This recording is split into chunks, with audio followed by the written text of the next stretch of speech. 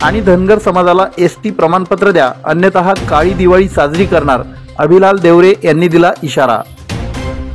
धनगर समाजाला अनुसूचित जमातीचे एसटी प्रवर्गाचे आरक्षित प्रमाणपत्र मिळावं या मागणीसाठी आदर्श मल्हार बहुजन सेना ऑल इंडियातर्फे 18 ऑक्टोबर पासून सुत्रेपाडा तालुका जिल्हा धुळे येथे बेमुदत धरणे आंदोलन सुरू करण्यात येणार आहे।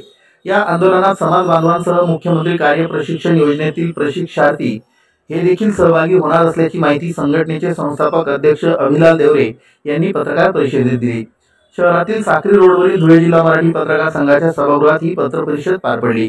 यावेळी बोलताना अभिलाल देवरे यांनी सांगितलं की आंदोलनाचा उद्देश धनगर समाजाला न्याय मिळवून देणं हा असून शासनाने तात्काळ एसटी प्रमाणपत्र देऊन आरक्षणाच्या सर्व लाभांचा अंमल करावा, आंदोलन करणाऱ्या नागरिकांवर दडपशाही अथवा गुन्हे दाखल करू नये, जातीय भेदभाव करणाऱ्या अधिकाऱ्यांवर तात्काळ निलंबन व कायदेशीर कारवाई करावी, प्रशिक्षणार्थ्यांना प्रशिक्षणानंतर त्याच आस्थापनेवर कायम नोकरी द्यावी। शासनाने या मागण्यांकडे दुर्लक्ष केल्यास काळी दिवाळी साजरी करण्यासह आगामी पंचायत समिती व जिल्हा परिषद निवडणुकांवर बहिष्कार टाकला जाईल, तसेच महाराष्ट्रभर रास्ता रोको आंदोलन करण्यात येईल।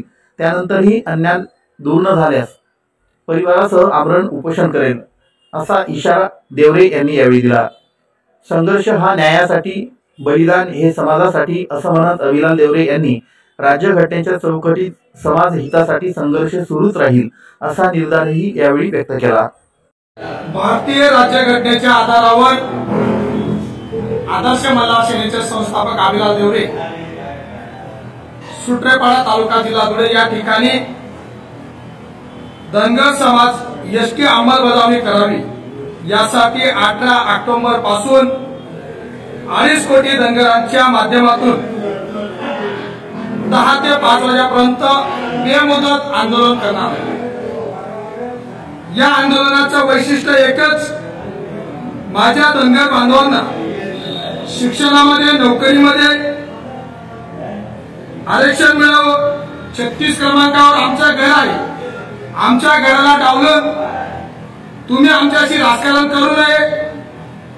तसेच आम्हाला भारतीय राज्यघटनेचा कलम 14 कायद्यापुढे समानता, कलम 15 च्या सामाजिक शैक्षणिकदृष्ट्या मागास वर्गासाठी विशेष तरतूद, 16/4 नोकरीत मागास वर्गांना आरक्षण, कलम 46 अनुसूचित जाती जमातीचे शैक्षणिक व आर्थिक हित जपणे ही राज्याची जबाबदारी, अनुच्छेद 342 अनुसूचित जमातीची यादी ठरवणे अधिकार केंद्र सरकारला आहे। आंतरराष्ट्रीय मानवाधिकार जाहीरनाम्यात एवढा 1948 अनुच्छेद 2 जन्म, वंश, जात, धर्म, भाषा या भेदभाव मनाई, अनुच्छेद 23 समान कामात समान रोजगाराचा हक्क, अनुच्छेद 26 शिक्षणाचा समान अधिकार, एवढं असताना आमच्या धनगर बांधवांना तुम्ही अंमलबजावणी का करत नाही हा प्रश्न विचारण्यासाठी 2.5 कोटी धनगरांच्या वतीने अभिलाल देवरे प्रश्न विचारत आहे।